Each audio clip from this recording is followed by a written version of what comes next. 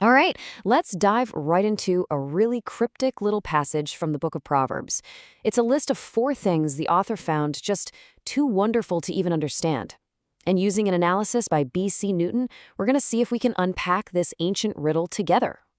I mean, just listen to that. It doesn't really feel like a list, does it? It feels more like a puzzle.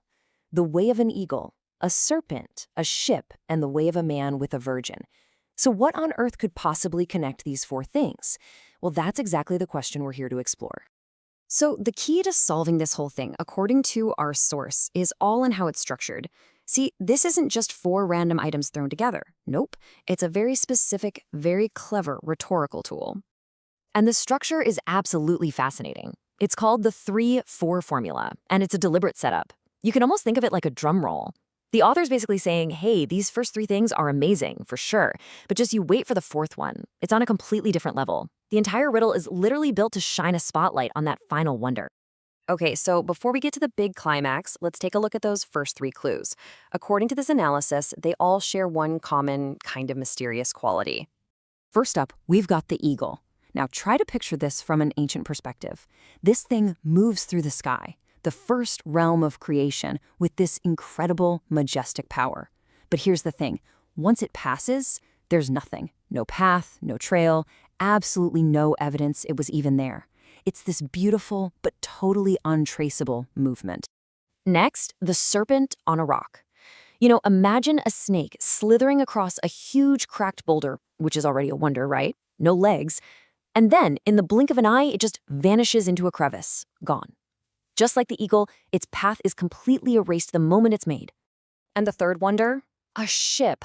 Now, this was one of the single greatest inventions of the ancient world. But out there in the middle of the sea, this amazing marvel of human ingenuity cuts through the water, and the wake just immediately closes right behind it. Its journey, you guessed it, leaves no trace.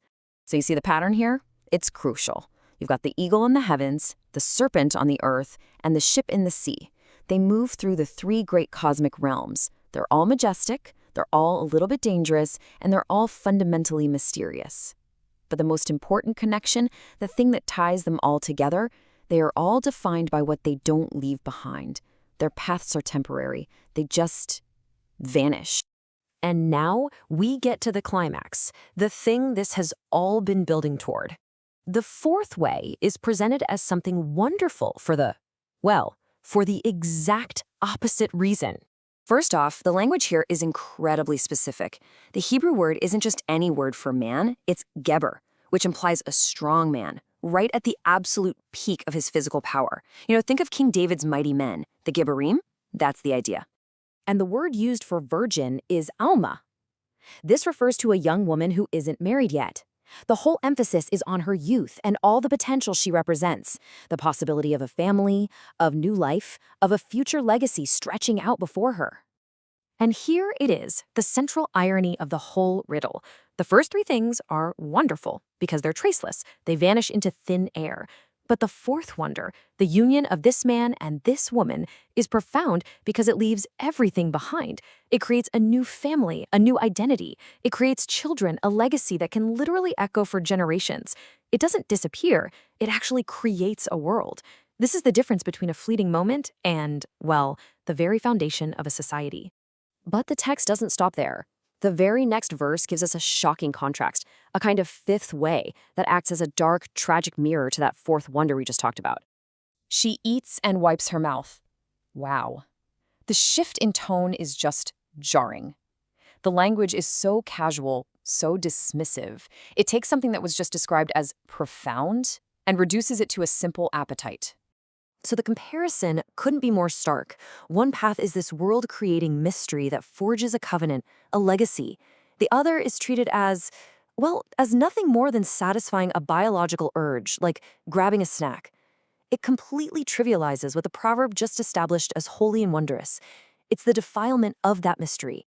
So to bring this all together, the sermon argues that this entire passage, the 4 wonders, and their tragic contrast, is actually pointing us toward an even deeper spiritual reality. So fast forward hundreds of years, and you have the Apostle Paul picking up this very same theme, the union between a man and a woman, and he calls it a profound mystery.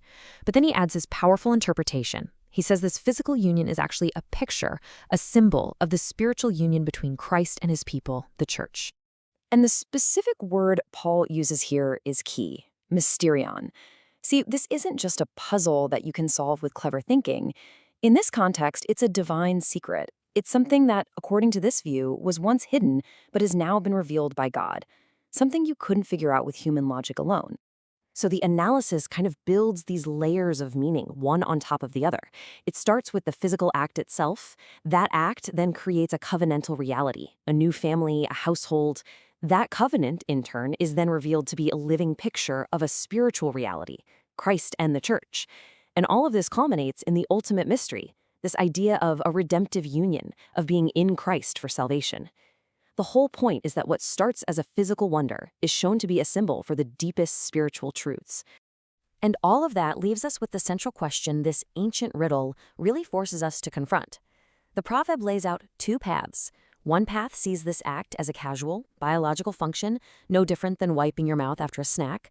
The other sees it as a profound, world-creating mystery that points to the divine. So the question for us to really think about is, which one is it? A simple act or a cosmic mystery?